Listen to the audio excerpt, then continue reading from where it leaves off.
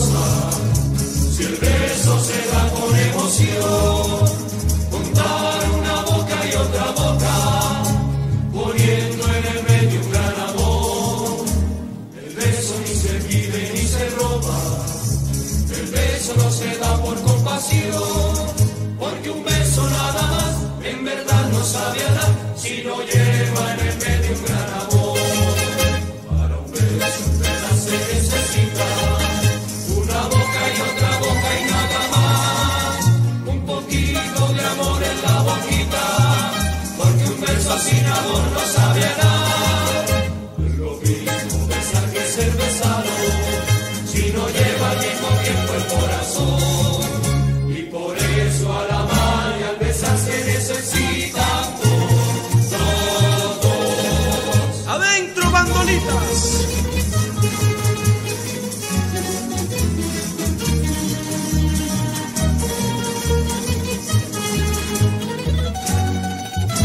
Ya está la pata que me estás pisando.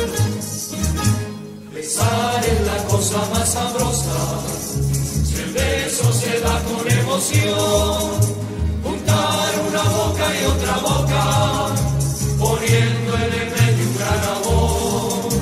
El beso ni se pide ni se roba, el beso no se da por compasión, porque un beso nada más en verdad no sabe a nada si no lleva en el medio un gran amor. Para un beso en verdad se necesita una boca y otra boca y nada más, un poquito de amor en la boquita, porque un beso sin amor no sabe a nada. Es lo mismo besar que ser besado, si no lleva al mismo tiempo el corazón. Y por eso al amar y al besar se necesitan dos. ¡Ole! Muy bien. Bueno, pues esta tarde muy feliz aquí compartiendo con una persona muy querida de la Tuna Javeriana, Camilo Silva, el fundador de la Tuna con otro grupo de estudiantes que él ya nos irá contando, que hoy nos va a estar contando un poco de esa historia de cuando nació la Tuna Javeriana. Camilo, muy buenas tardes. Qué alegría tenerte por acá compartiendo esta historia con nosotros. ¿Cómo estás? Me encanta verte, Yomar. Para mí es un placer también tenerte a ti. Qué tiempos nos conocemos en estas lides de la Tuna, del Tunar. Sí, señor. Quisiera como comenzar preguntándote por qué escogieron el tema tuna, o qué entendían ustedes por tuna, o qué pensaron cuando dijeron es una tuna y no una coral o un trío o un cuarteto, como has contado, que tenía cada uno como su grupito. ¿Qué los motivó a que esto se denominara tuna? Pues la verdad es que nosotros, pues, después de la serenata que le dimos a la profe de inglés, dijimos, hombre, organicemos un grupo musical, y finalmente resultó Rafael Rojas, que era arquitecto, javeriano, y que estuvo en la serenata, nos ayudó con la bandola y todas estas cosas. Nos dijo, ¿por qué hay un buen ambiente para que sea Tuna, un conjunto musical de Tuna? Le oyó decir al Mono Borrero, pues que podía ser interesante.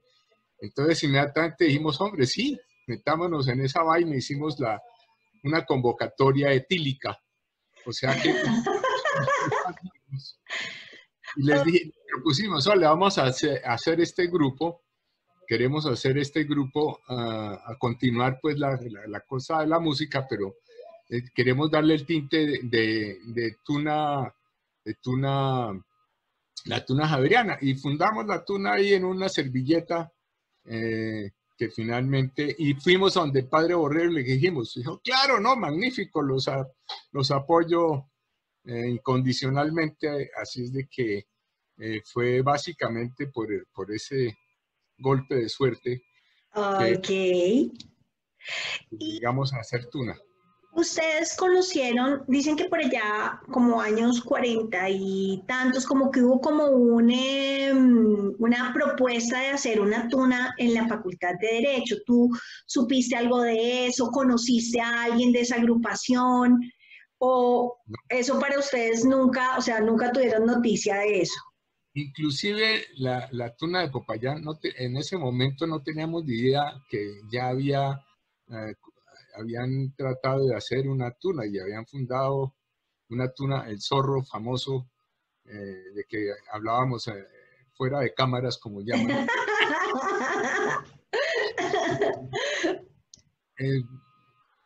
No sabíamos que existía. Yo, después como de 10 años, el Opita me dijo, hombre, mire lo que encontré de esta carátula y este disco, y me regaló el disco, una versión en CD del disco. Ok. Ah, bueno. Y ahí digamos que listo, ya se arman ustedes. ¿Dónde se reunían? Pues sé que tu casa se convirtió como en la sede oficial de la tuna. ¿Ese era el sitio de ensayo? ¿Qué día ensayaban? Bueno, te cuento que empezamos en los talleres de arquitectura. Ah, ok. Fueron las primeras, las convocatorias, digamos, para recoger a los tunos inscritos y entrevistarlos y probar. Los hicimos en talleres de arquitectura, por lo que teníamos ahí a nuestro compañero de arquitectura. Y empezamos ahí con la grabación, las grabaciones de la Tuna de Madrid. El long play de la Tuna de Madrid nos sirvió para aprendernos las letras, las músicas, todo este tipo de cosas, y nos sirvió también el modelo de la beca, de la capa, de todas estas cosas para inventarnos las nuestras. ¿Y por qué no escogieron el pantalón como ellos? O sea, porque ustedes sí se pusieron pantalón normal, o sea, no se pusieron el mismo. No, bombachos para mí nunca. O sea, ¿qué pasa? Desde chiquito yo tuve bombachos y ya no más. Ok, entonces ustedes miraron esa carátula de la Tuna de Madrid y ven a estos señores pues con su beca roja, su capa negra, que es muy como el estilo que ustedes tomaron. Pero ahí hicieron su acto de rebeldía, o por qué decidieron, o cómo decidieron que no fuera el bombacho, sino que fuera pantalón normal. La verdad es que en el disco de esta Tuna de Madrid no se notaba que fueran bombachos. Ok. Y, pues, si se hubiera notado, nos hubiéramos hecho los locos, porque realmente a mí nunca me pareció chévere la idea de los bombachos. Ok, y vi un poco en la historia también que ustedes arrancaron con el buzo negro, o sea, muy de fondo se veía como muy parecido como a esta tuna. Y después cambiaron como al blanco y ya después evolucionaron a la camisa. Entonces ese fue como un poco esa historia la evolución del uniforme. Pero igual, de arrancada, si hubieran notado claramente que eran los bombachos, no. Ustedes decidieron autónomamente decir, queremos pantalón así. Así es. Ok. Así es.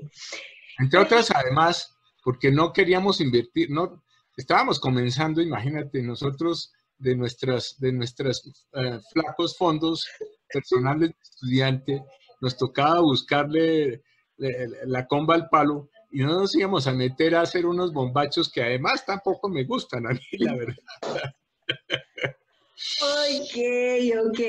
¿Y cuál fue la primera canción que ensayaron ustedes ya reunidos ahí en arquitectura? ¿Qué instrumentos utilizaban en ese momento? ¿De quién eran los instrumentos? Un poco esa parte musical. Bueno, yo creo que tal vez la primera fue Clavelitos. Ok. La internacionalmente más se conoce como música de tuna. Ajá. Esa fue la primera, y pues era con nuestros instrumentos. Cada uno tenía sus instrumentos y pues básicamente eran tiple, guitarra, bandola y pandereta. Ah, ok. Pero en esa época, ¿cómo era la tocada de la pandereta cuando ustedes comenzaron? pues no, yo no, Carlos Ardila, que lo nombramos de panderetólogo, él se las ingenió siguiendo lo que vimos y lo que oímos de las tunas. Él siguió más o menos el ritmo y pues ahí comenzamos. Okay. ¿Cuándo llega el contrabajo a la tuna? Eso sí fue por lo menos 1 año, 2 años después de habernos fundado, que resultó alguien con, yo no sé si era Vieco o Sendoya, tal vez un muchacho Sendoya, alguno de la tuna dijo, ¿por qué no buscamos? Ahí hay un personaje muy interesante que era Hernán Sendoya. ¿Por qué no que venga y que miremos lo del contrabajo? Pues nunca habíamos visto una tuna con contrabajo, pero empezó a sonar muchísimo mejor. Claro, a llenar muchísimo más.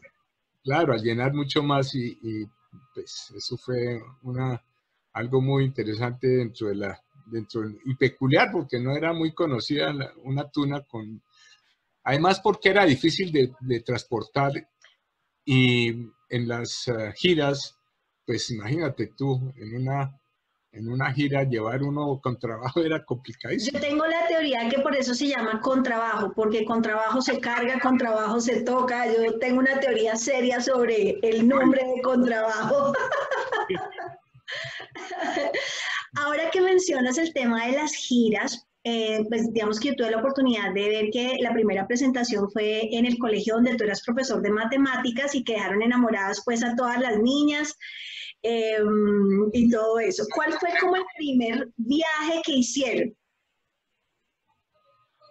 Ese era, perdóname que te vuelva a lo de las niñas, era el Centro Universitario de las Mercedes, que era para niñas que estudiaban dibujo arquitectónico y bueno, todo ese tipo de cosas.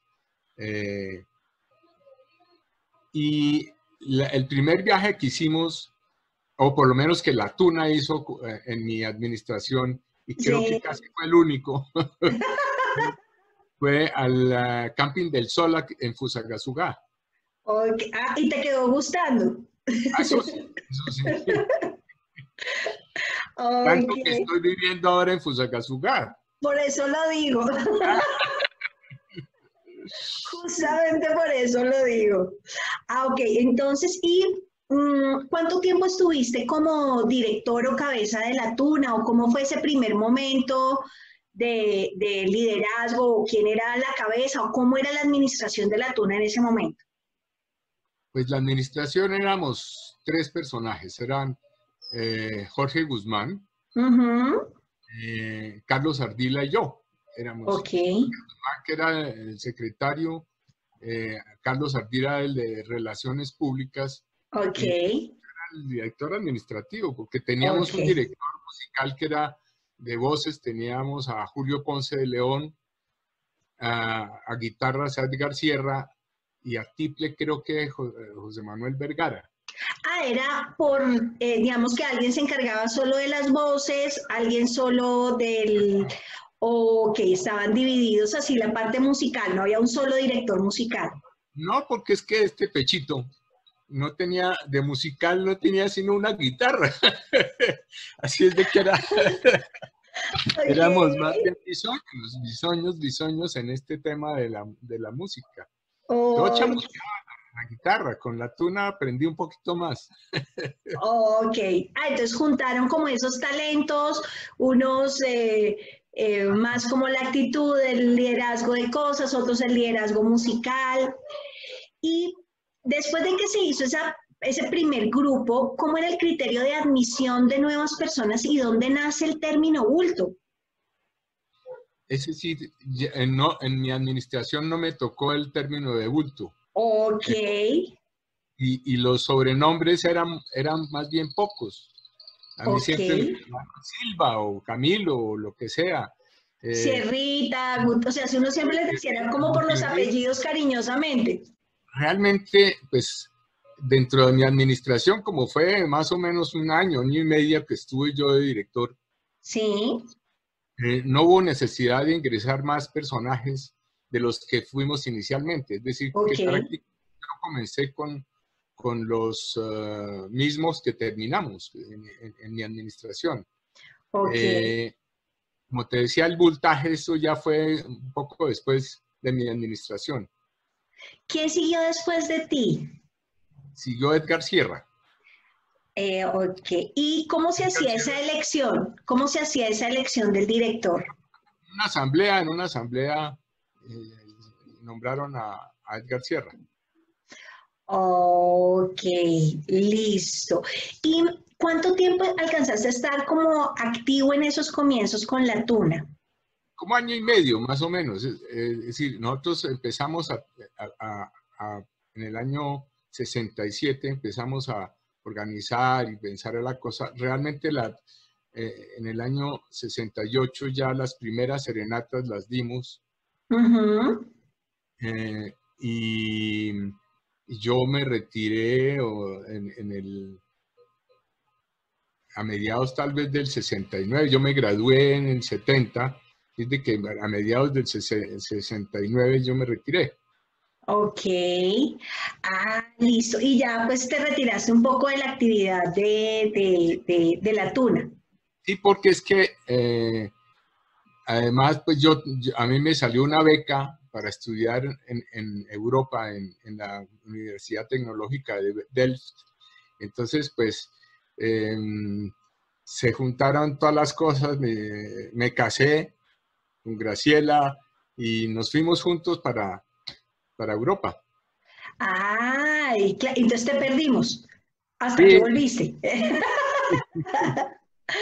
Ay, vi también que ustedes tenían como un concurso de composición internamente. ¿Cómo era ese tema del concurso? ¿Cómo se hacía? pues hicimos unas convocatorias, así como hicimos la convocatoria para inscribir los nuevos tunos, hicimos Ujú. para compositores y realmente fue interesante porque varias de bueno, por ejemplo, la tuna javeriana, el himno de la tuna javeriana salió de uno de esos concursos. Ok, ay, súper lindo. ¿Y lo hacían abierto a la universidad o era solamente para los integrantes del grupo? Abierto a la universidad, inclusive fueron algunas niñas que quisieron presentarse, sin embargo nadie de las mujeres no se presentó ninguna. Me acuerdo pues que de los que resultaron, de los tunos que resultaron favorecidos, pues como 3 o 4 de las canciones se grabaron en nuestro disco de Philips, nuestro primer disco de Philips. Ay, que ese fue como el primer disco que sacaron ustedes. ¿Cómo llegaron a sacar ese disco? ¿Cómo fue eso? El primero fue con Eternit, fue un disco que un personaje que era ingeniero civil ya, sí creo que ya era ingeniero civil de la Javeriana, estaba metido en Eternit y sabía que le gustaba mucho la tuna, que era Guillermo Patiño. Entonces Sí. dijo, ustedes como Eternit graban normalmente para Navidad discos y para regalar a sus clientes, necesitamos que ustedes con María Eugenia, que era otro artista muy importante, tan importante como, pues casi tan importante como la tuna javeriana. Entonces, ese disco se hizo con Eternit. Después, unos meses después, nos conoció un personaje que era Guerra Madrigal, en una serenata en el Chicó, nos conoció un personaje que era el señor Guerra Madrigal, si no estoy mal, si no mal no me acuerdo, que era el encargado de Philips, de las Ok, del sello Philips. Philips. Entonces le gustó mucho la tuna javeriana y entonces nos invitó a que grabara. Y ahí grabamos nuestro primer long play con la tuna, con la Philips. Ay, ¿y cómo era ese proceso en esa época? ¿Cómo se hacía la grabación en esa época? Bueno, eso era la locura porque como nosotros éramos tan bisoños, no teníamos partituras, no teníamos, eso era En la primero, con Eternit, nos ayudó Jaime Llano González, que estuvo en la grabación, nos ayudó y nos dirigía y nos decía, mire, cambien esto, suban esto, bajen esto. Pero en el otro sí nos tocó a nosotros solitos ensayar y nos demorábamos. Cada grabación, cada canción era una mañana o una tarde, eran como 5 o 6 días grabando el disco. Ok, y pues súper emocionante para ustedes, pues porque eso no todo el mundo grababa un disco en ese tiempo. No, imagínate, unos chinos estudiantes de la universidad chorizos íbamos a pensar algún día que fuéramos a meternos en la tecnología de los long plates. Claro, del long play. Ay, no. ¿Y cómo era la relación, digamos que en ese año y medio en que tú estabas, cómo era el tema de la tuna con la universidad? ¿Cómo era la relación? ¿Cómo era eso en ese momento? Pues hombre, realmente no había realmente la relación, se nos rompió un poquito la relación con el padre Borrero, porque él nos prestó un salón, después de que ensayamos en el salón de arquitectura. Nos prestó un salón muy nuevo, muy chévere, y después abruptamente nos lo quitó, que es que porque olía a manzanilla. Imagínate la vaina. Entonces, realmente no hubo, digamos, una jerarquía de la universidad encima de nosotros. Nunca la quisimos tampoco. Y ellos tampoco, los padres tampoco quisieron que nosotros estuviéramos, digamos, como un apéndice de la universidad. Ok.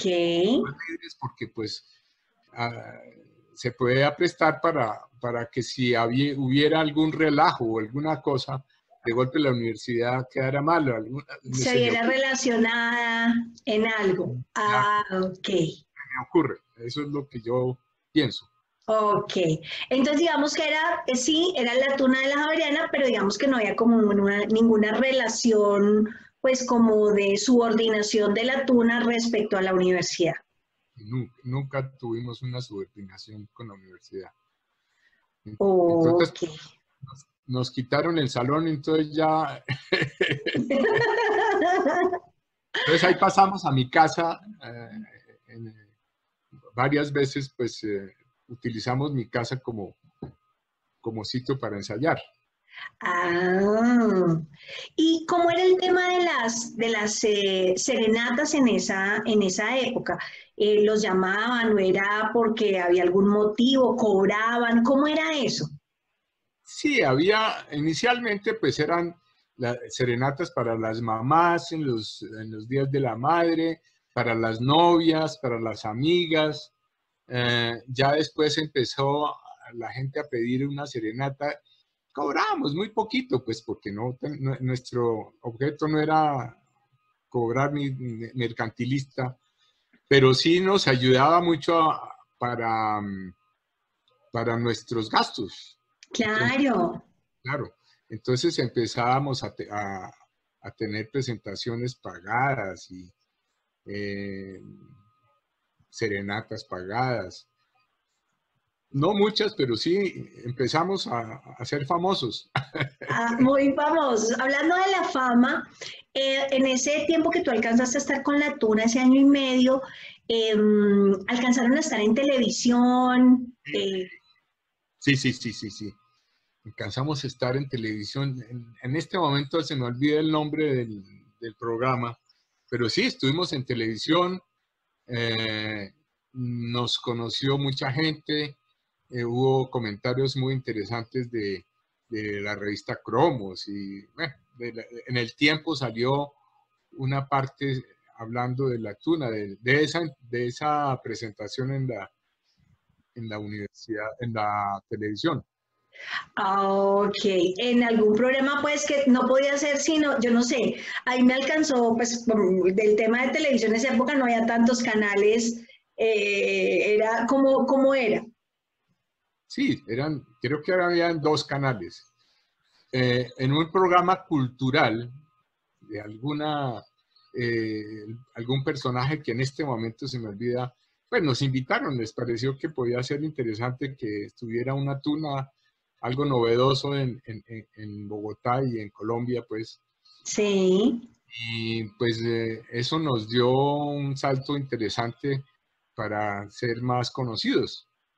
Claro, claro que sí. No, y para que mucha gente también en el país pues viera como un estilo de tuna que yo creo que eso no era algo a lo que todo el mundo tuviera como acceso o conocimiento. Si hoy en día con los medios si no hay, pues imagínate en esa época. De esa época de arrancada, ¿cuál crees que haya sido el éxito para pues lograr esa convocatoria de 100 muchachos queriendo estar en la tuna?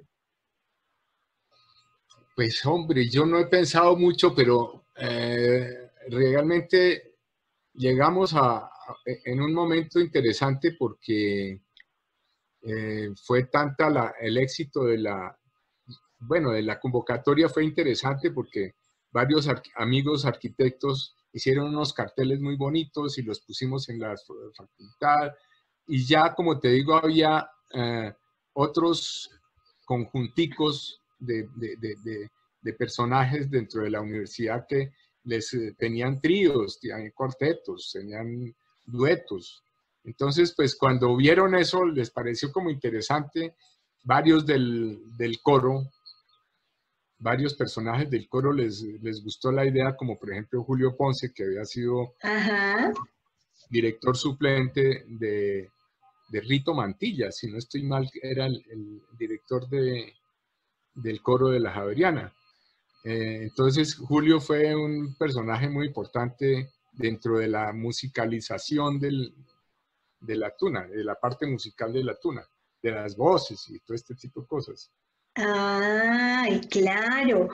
¿Y qué crees que le pudo llamar la atención a la gente? ¿Lo novedoso, el poder hacer música? ¿Qué crees que fue lo que le llamó la atención? Lo novedoso, la alegría.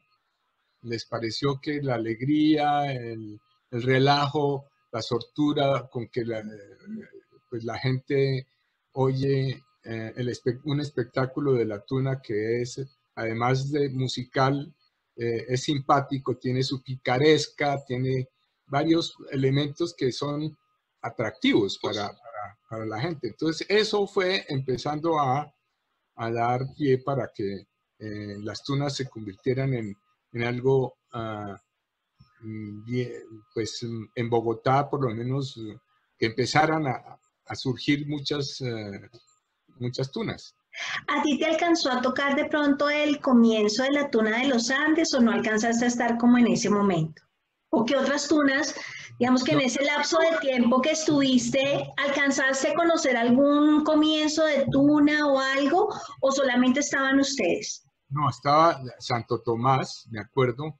Tal vez de los Andes ya había algo.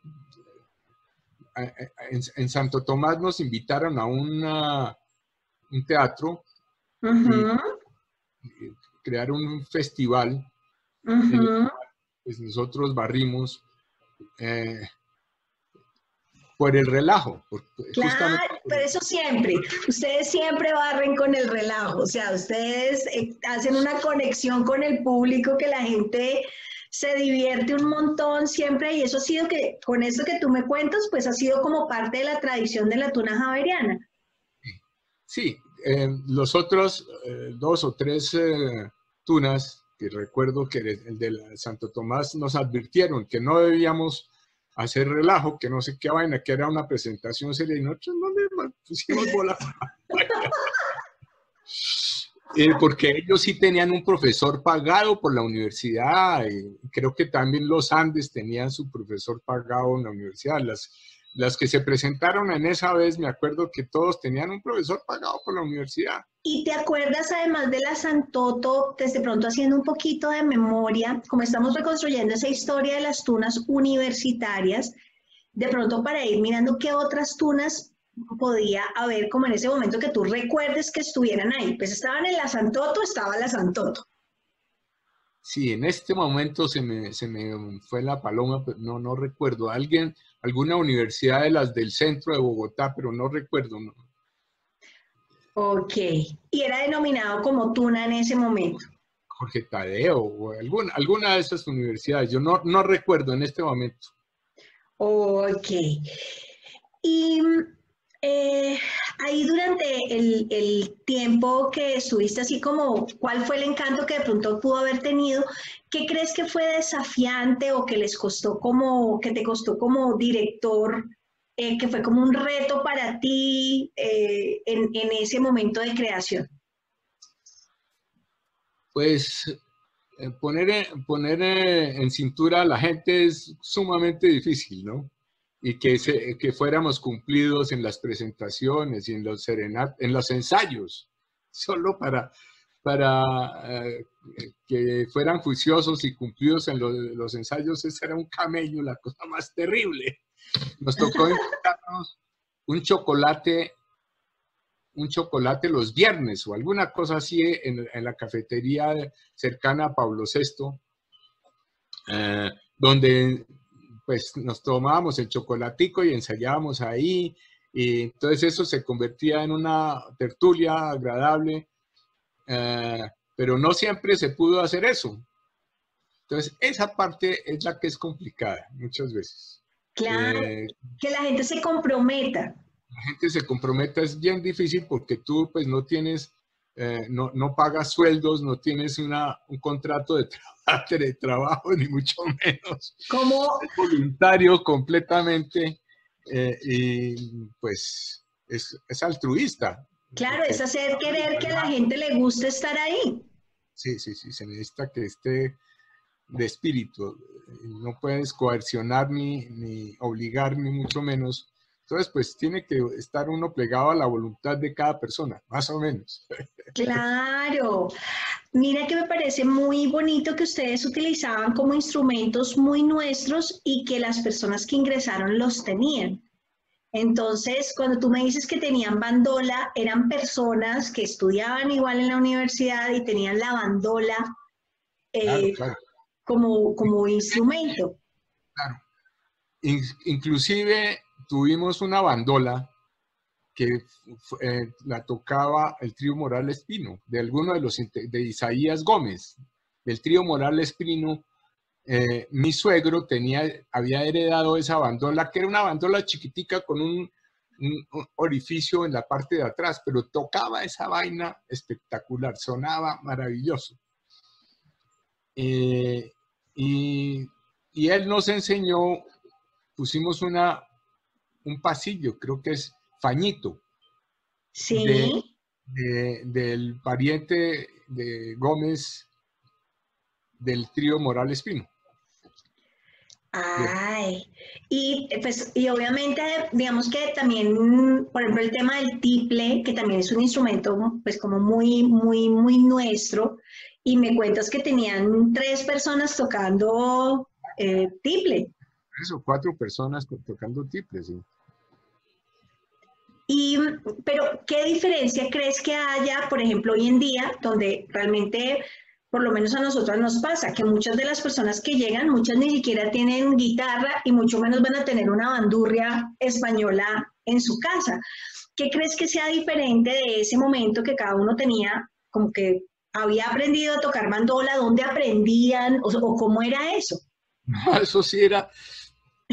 Imagínate que yo aprendí porque mi mamá, pues sí tenía, inclusive había sido la primera mujer en el Conservatorio Nacional, digamos. Y entonces ella, pues cuando nosotros estuvimos pelados, nos puso una clase de tiple. Entonces, así más o menos cada uno fue llegando a tocar, a chapucear los instrumentos sin profesor, y llegamos pues cada cual con su instrumento, porque no había más, no había una tuna organizada que ya nos pusiera el instrumento, ni una universidad que nos pusiera el instrumento, que era la otra. Y ustedes mismos financiaron, pues digamos que cada uno tenía sus instrumentos. Me parece súper lindo lo que me cuentas de tu mamá. ¿Cómo se llamaba ella? Magdalena Fajardo de Silva. Y tocaba la viola. Y cantaba Ah, muy lindo. Ella tenía una voz muy, muy linda, muy y educada fue en la el primera mujer en el conservatorio. conservatorio, la primera mujer en el conservatorio, que era un bicho raro, pues imagínate. En la época, pues, a principios del siglo, del siglo eso era Y claro, ¿y tu familia y tú son de acá de Bogotá o tú llegaste a estudiar aquí a Bogotá de otro lado, de aquí de bueno, Bogotá? Bogotá, sí, Bogotá. Bueno, ¿y en tu casa qué te dijeron? O sea, con todo este No, tema, no, emocionados, absolutamente emocionados, claro. Les pareció entonces la maravilla.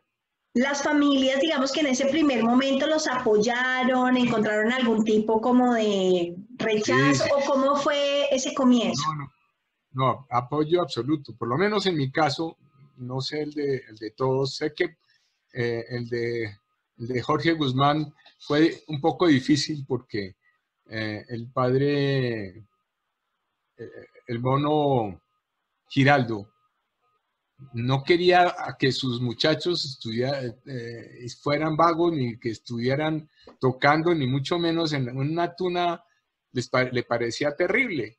Bueno, Dicho, vamos a casi, aclarar que el mono Giraldo era el padre Giraldo, que era el, pues digamos que el decano y pues la persona pues como que manejaba la facultad de Derecho y el en... país en ese momento. Ese ponía ministros con el dedo chiquito. Un padre jesuita muy, muy Muy influyente importante. y muy Fue importante, muy muy, importante. sí. Entonces a él no le gustaba que sus No, no, estudiantes de no, Derecho no, estuvieran ahí. lo llamaron al orden a Jorge Guzmán y le dijeron, ¿usted cómo así que llamó al papá? Imagínate, llamaron al papá de, ¿usted cómo así que vienes a estudiar o es a cantar? Ah, Pero no, y mi papá era ¿cómo se llama? megalómano, de esos que les encanta mucho, pues la música. Imagínate con esa esposa, además, Sí, sí, sí, sí, sí, sí, sí. Sí. ah, súper bonito. ¿Y de qué carreras me dices? Que estaba Jorge Guzmán, que era de Derecho, estaban Federico, de... el hermano, Federico Guzmán, que era el que tocaba el violín, que murió Sí. después, también tuvo conflicto con el papá y con el padre Giraldo, Ah, él también por ser estudiaba Derecho. estudiante de Derecho. Estaba el maestro Salamanca, que era también de Derecho. ¿Quién más? Bueno, los otros, de lo que no había era médicos. Esos ¿No? vagos, no, esos vagos nunca pudieron estudiar la música ni poder dedicarse a la música, imagínate. Ah, entonces, en ese momento estabas tú que era de ingeniería, había de arquitectura, de derecho. Derecho, odontología, eh, de economía, Ujú. pero básicamente éramos como de ingeniería, éramos como unos 5 o 6. Era Mauricio Fajardo, Jorge Pachón, Pipo Bonilla, Miguel Gómez. Bueno, éramos hartos, varios de ingeniería. Y hoy que ya pues ustedes cumplieron sus 51 años, 52. eh, 52 años, de esos 52 años, ¿en qué momento ha sido así como que tú dijeras, uy, yo jamás me imaginé que esto tanto tiempo después iba a llegar como a hacer esto? ¿Qué momento tú has sentido eso? Uy, cada vez que celebramos 10 años o 20 años o 30 años, digo yo, pero ¿a qué horas? No nos imaginamos nunca que semejante alboroto hubiéramos organizado semejante alboroto. Que Pero, semejante alboroto hoy sean pues 52 años de personas claro, pasando por la universidad, por la Tuna. y generando felicidad para mi manera de ver, es generando felicidad, porque finalmente cuando uno toca, cuando uno canta, les canta a las otras personas, les da serenata a las chicas, pues ¿qué genera? Felicidad. Al público también cuando tocas tú, entonces pues generas felicidad, básicamente eso, y todo eso se vuelve como un boomerang hacia uno.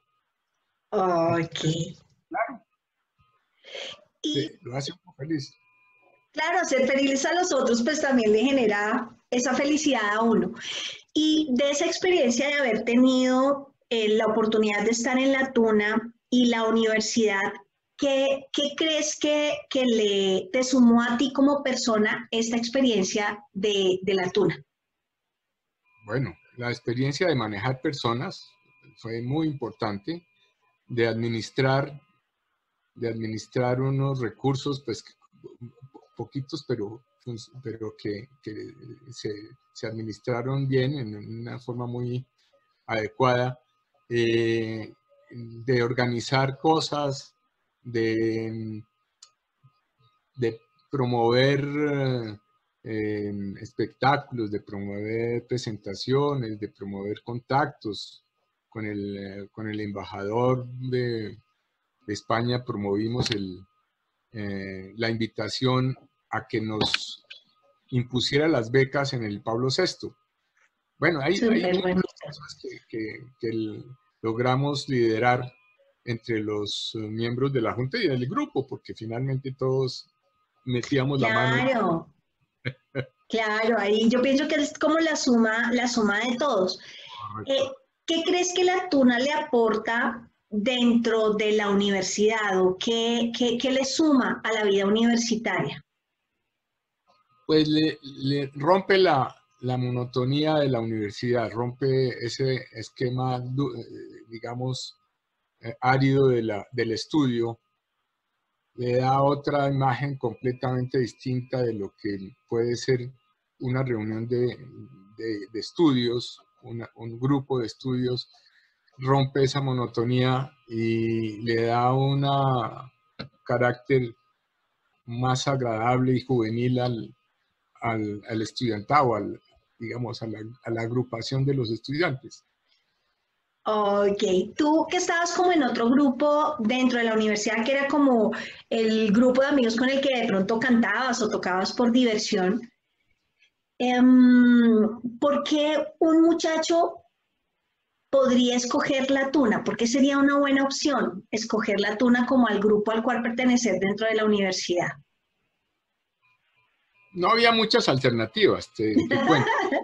Realmente no había muchas, en ese momento no había muchos grupos musicales, digamos, de la universidad. En la universidad estaba los que tenían afición a la música, al canto, pues se afiliaron al coro de la universidad. Pero digamos que hubiera una organización, no había organizaciones dentro de la universidad fuera del coro que ayudaran y agruparan a las personas para cantar en grupo. Ok, entonces como esa actividad alternativa al estudio en la que podían como seguir cultivando la música o su gusto pues por interpretar algún instrumento. Ay, no, pues de verdad me ha encantado pues todas estas cosas que me has contado. Me encanta que son muchas cosas distintas de las que están en la presentación que también la vamos a compartir, donde cuentas un poco pues como esas experiencias y vivencias de esa época de fundación. Quisiera preguntarte si a ti te tocó esa época donde las niñas de la fundadoras de la femenina, Martica Vergara, fue y les dijo, oiga, yo quiero estar en su Tuna, y le dijeron que no. ¿A ti te tocó eso? Sí, a mí me tocó eso. ¿Por qué pasó eso? Cuéntamelo todo. Creo que yo soy el más arrepentido de todos. Hoy en día hubiéramos pasado mucho más agradable. Sin embargo, cuéntame cómo.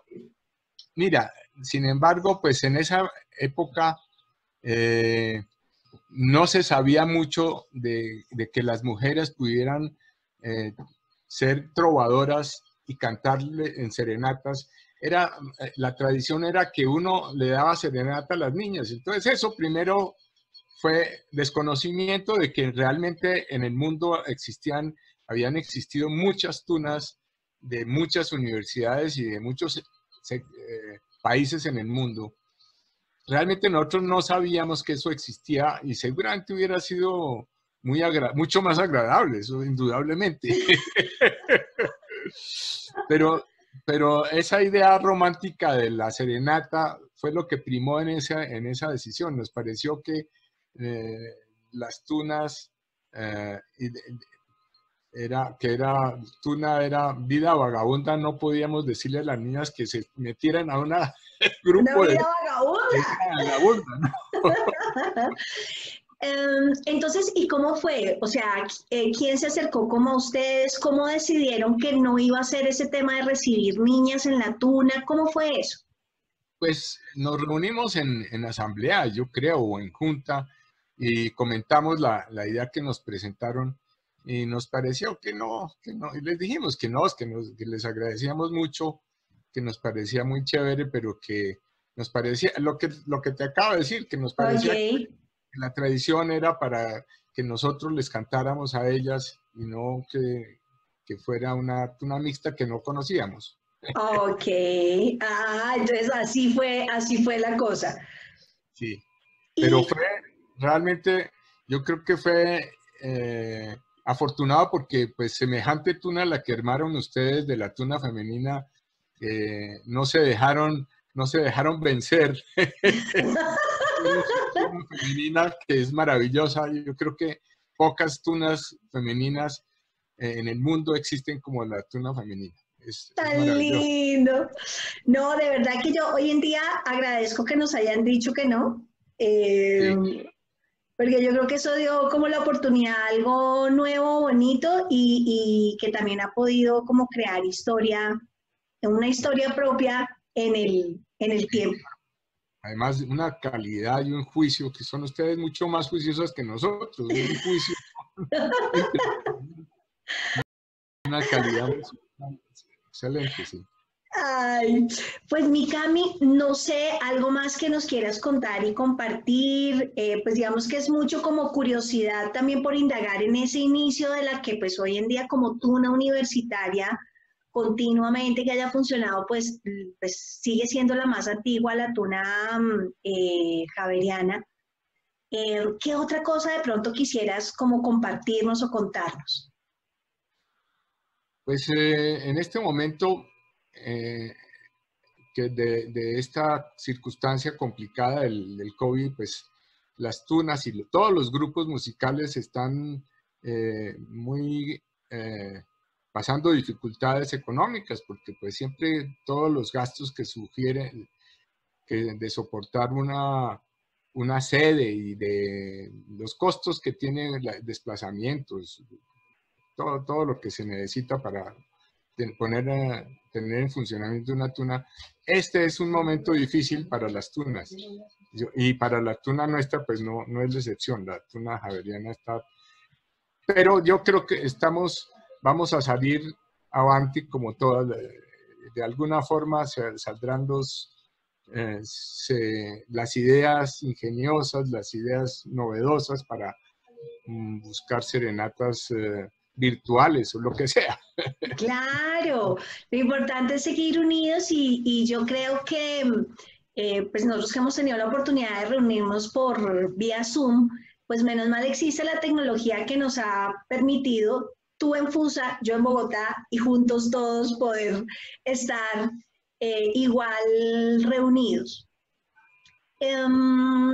No, pues Cami, de verdad, darte las gracias, le has dado un regalo maravilloso a muchas tunas que han seguido como esa línea de esa serenata, una profesora increíble en lo que vino a dar hoy, una tuna que es reconocida en el mundo por su carisma, ese tema de llegar a hacer feliz a la gente, ellos lo conservan todavía, yo creo que eso es parte del legado de la tuna javeriana, que se nota que se disfrutan cada presentación y se conectan con el público y hacen que el público sea feliz con esa presentación que ustedes dan. Entonces, mil gracias de verdad por ese regalo tan lindo que nos dieron. A ti muchas gracias, Guiomar, y a todas tus compañeras de la Tuna Femenina, que las queremos inmensamente.